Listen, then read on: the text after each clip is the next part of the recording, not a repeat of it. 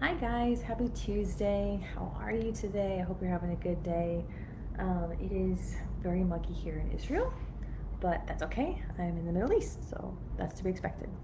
Anyways, happy Tuesday. Hope you guys are having a good day. Just tuning in like I usually do here, like I do once a week.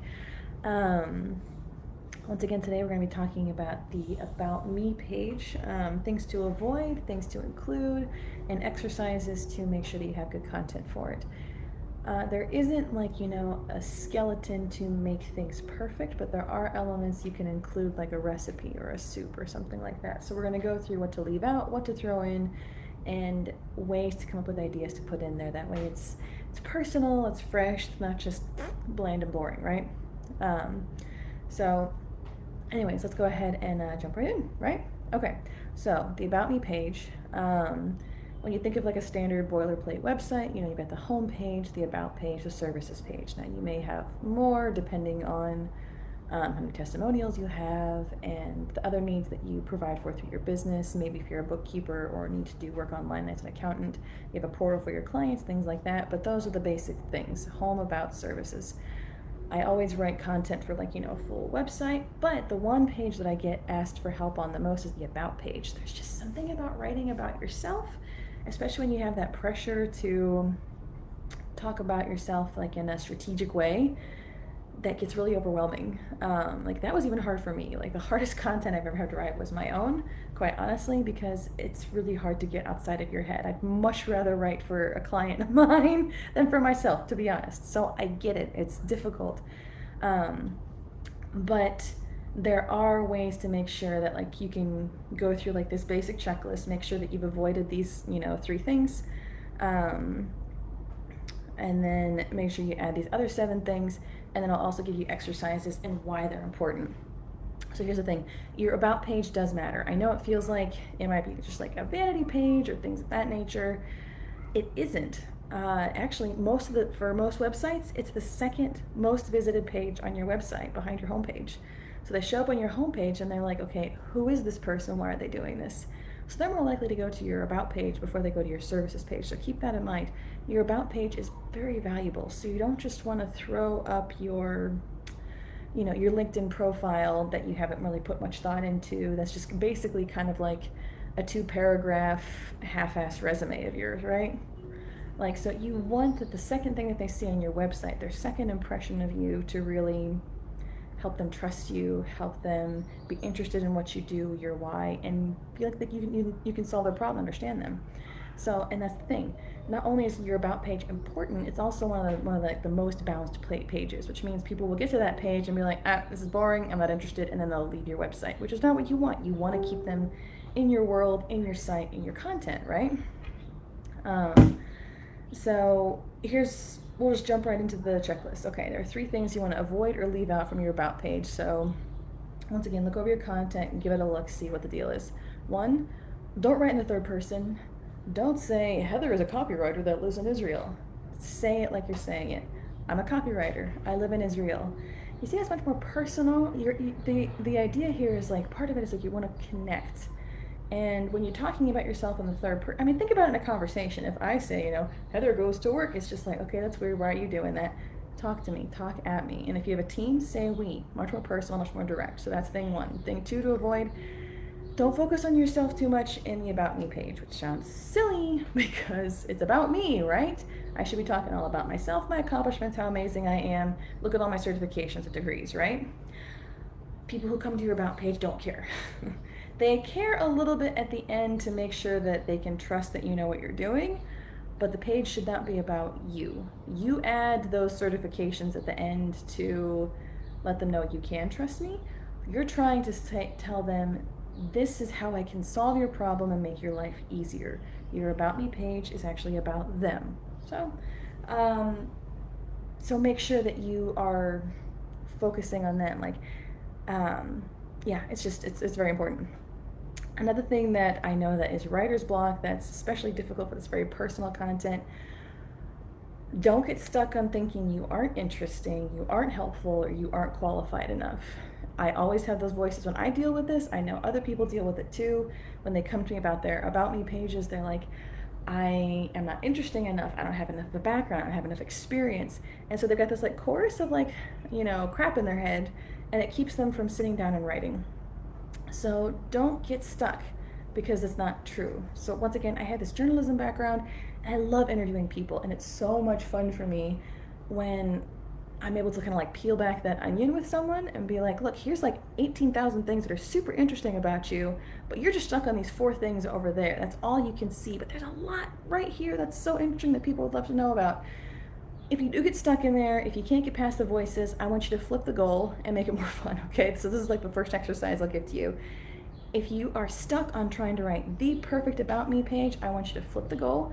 And what I want you to do, as I move my camera so it's not like full sun in the camera, take off the pressure. I want you to aim to write the worst About Me page. Put in terrible grammar, put in 400 swear words, make it as funny and stupid as possible, say all of your worst traits, anything to just get past this writer's block. This is something that has helped me multiple times in multiple projects where it's like, I just need to write the worst possible version of this because I'm stuck with the perfection of it. So don't focus on that. Make sure you focus and if you can't get past it, write a bad one. Write a bad one. Anne Lamott calls it write a shitty first draft. Write a shitty first draft. So those are the things to avoid. You want to avoid writing in the third person. Say I, say we instead. Don't focus on yourself. Try to focus on how you're helping the reader, okay? And don't get stuck on thinking that you're not interesting enough for this page.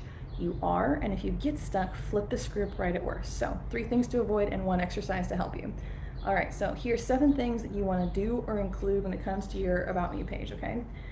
Make sure, and once again, this is something I see a lot with bookkeepers because like they're usually like more shy, behind the scenes people. Include a good picture of yourself or your team. They're clicking on the About page because they want to know who they're working with. They want to see you. So include a good picture of yourself, right? Another thing you need to do, number 2, ask questions. So once again, your About Me page is about them. So of course, it's really hard to have this monologue written out there to someone you don't know and have them feel engaged and listened to. Open questions engages people psychologically. It's just like it leaves things open. It pulls them in for the rest of the content. So ask questions of them, make them think about their lives. So include a good picture. 2, ask questions. Ask questions about them, their life. Do they want to change? Are they unhappy with this element? Ask questions. 3, be personal. I know if you have like a more professional page or appearance or career, you want to appear very removed, especially if you're like on the small business entrepreneur level. Be personal. People want to know who you are. Authenticity is a huge driving force, and part of that is being personal. You're going to want to share a specific story about yourself, and I'll get to that here in a bit, but be personal, okay? You don't have to show that you're a perfect person because no one will believe that, because that's not true, because no one is. But be yourself. Show yourself. I'll get into more exercises on that in a minute. Number 4, include emotion. Also, sounds weird to do on a business page, but it matters. Okay, so when it comes to building trust, there's a whole psychology behind it.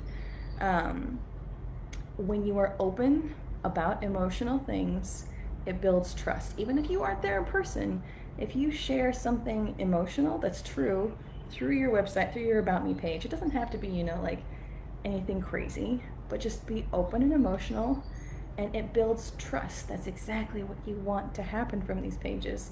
You want people to trust you as a professional, as a person. So trust is like, I did some research on this before I did this live, and there are 4 elements involved in it. So when people say trust, this is what they're looking at. Benevolence, is this a kind person? Integrity, is this an ethical person? Competence, do they have the ability to get it done? And predictability, do they behave in a way that I can forecast, okay? So this is what you're trying to do.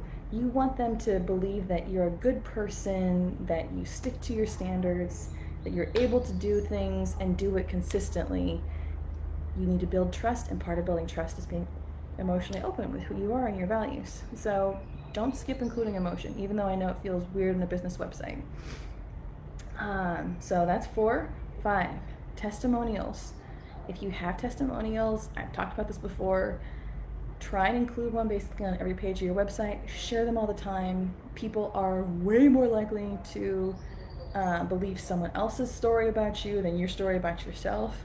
So find a way to include it. If not, make sure to include other ways of authority as well. Of course, if you have a degree, if you have years of experience, if you work with the companies, include that. Once again, not the focus. It's backing up stuff. It's evidence, not the story. But make sure to include that stuff to bedrock things to help build that trust again, not just from yourself, but from the outside sources. So 5, include testimonials. 6, make sure you include a call to action. You don't just want the content to just sit there and do nothing. Tell them what the next thing to do is. Once again, you want to keep them in your world, keep them in a relationship with you. So a really good thing to do is if you have an email subscription form or an email mailing list, use it. So putting it on the bottom of the About page is actually a really good thing to do, especially if you have a good one, because people get warmed up and they know who you are, and then when you finally ask, do you want to stay in touch? Can I send you more information? You've built up that relationship through your About page, and so you're much more likely. It's actually shown you get a higher rate of enrollment through your About page for that stuff than if you had it like in other places. It's really interesting. So this stuff does matter. It does help you like in a business sense. And related to that, clear call to action. Also link to other pages in your site. So once again, keep them in your world. Think of your About page as like a train station. You're trying to tell them what the next stop is. If you like this, here's our blogs. If you're interested in furthering this topic, go here, or here's our 3 most popular videos that we have on YouTube, things of that nature. Make it very clear where to go next. Don't leave them wondering what to do, because if they don't know what to do, they're gone. Give them good options on where to go next so you can keep building that relationship, keep building trust with them, okay? So that is the 3 things to avoid, 7 things to include. Now I'm going to go more into this email that I got recently from Neville Mehora. Neville Mehora. He does this copywriting course he says copywriting with a K. It drives me crazy. Anyways, he interviewed this woman who gets paid thousands of dollars just to write an About Me page. And he shared what he learned from her. So here's some exercises and things that I picked up from it I want to share with you guys. So, once again, you're going to be talking about your business, and I don't want you to get hung up on the fact that I'm not experienced or interesting enough, okay? I want you to get through writing a value proposition for yourself. Some people call that a USP, which is a unique selling point. Once again, you're probably going to get hung up on the thought of there are a million bookkeepers out there. There are a million, I could get hung up on a million copywriters, social media writers, social media marketers. If you get hung up on that, you're not going to move forward. So do this simple exercise to put together a value proposition. You're trying to help them understand exactly who you are, what you do. This is like at the very top of your About Me profile or About Me page profile in social media land. So this exercise, going along with the value proposition, is ask these 3 questions. What do you do? Who do you do it for? And what is the result or benefit? You're going to make that very clear and right at the top. That way they know if they're in the right place and if they can get what they need. So for example, Liz Goodchild has one. She says life coaching for people who give a shit. So she kind of cheats a little bit, but it follows this template. Etsy is a good example. A marketplace, what do you do? Where people connect, great. And then what's the benefit? To make, sell, and buy unique goods. A marketplace where people connect to make, sell, and buy unique goods, okay? It's very clear. What is this place? What do you do here? Who do you do it for, okay? So that's one exercise. All right, so in this email, there are 6 sections that she gave us. So that was the first one, a value proposition. And the exercise for that is what do you do, who do you do it for, and what is the result or benefit? The second thing included in this email, she talked about sharing a daydream. This is called visualization. You want people to be able to visualize the place you're getting them to. So the exercise that came from the email is when you're trying to include this visualization for people who are, when you're trying to include this visualization for potential clients, start a sentence with the words imagine if. So imagine if, and then fill in the blank for like, you didn't have to worry about this, or you were able to do this. And make sure that you include like sensory language. So think about it like your 5 senses: see, hear, taste, touch, smell. Include things like color, light, dark, for hearing, musical, harsh, loud, quiet, taste, sweet, tart. For touch, it's cold, it's hot, it's soft, it's rough. This kind of sensory language really gives a visual for people to hold on to, and this is what you want. This makes much more of an impression than saying that I give financial clarity to small business owners. Walk them through a daydream of what their life would look like, smell like, feel like, if they had your help, if you solved their problem. So that's element number 2 of 6 in this email, and that's the exercise. Start the sentence imagine if, and include sensory language, 5 senses. All right. The number 3 one she talks about is the differentiator. Okay, this actually was a great question. I really like that she included this one. So you're trying to figure out what sets you apart. There are a million copywriters, there are a million bookkeepers, whatever. And so once again, you got that little voice in your head saying, I'm not unique enough, no one's gonna care. You have a differentiator, I promise. And the exercise that comes from this exercise, from this email, ask yourself, what pisses you off about your industry?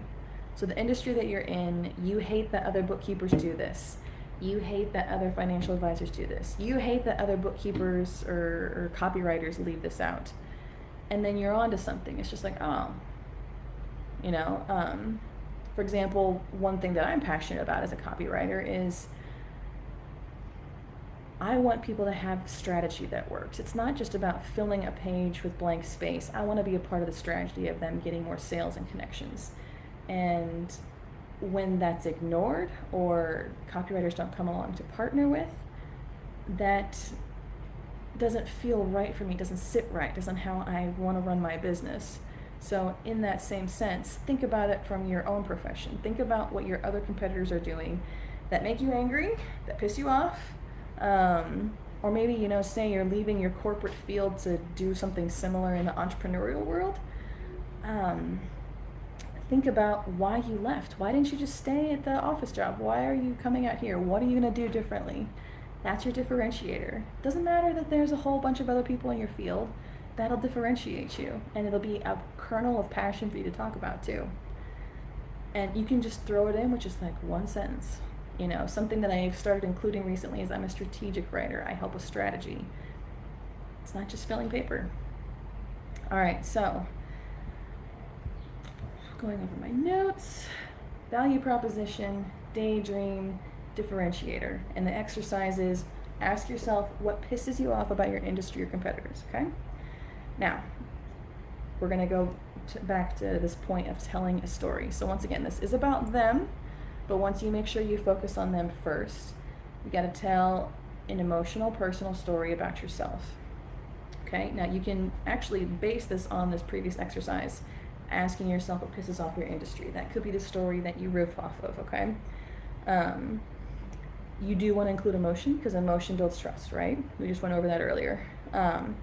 I've gone over this before as far as like being able to tell a story. You can reverse engineer from a list of emotions. Now you can make a list of emotions that you want your clients to feel. Maybe you want them to feel safe or at ease or have peace of mind, things of that nature. There are lots of emotions you can pick from. You could do joy, sadness.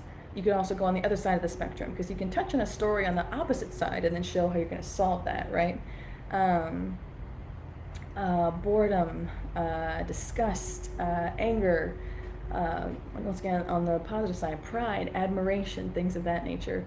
What do you want the emotions that for your clients to feel, right? So for example, a home security system may focus on the negative side, the emotion of fear, and on the positive side, the emotion of safety or peace of mind.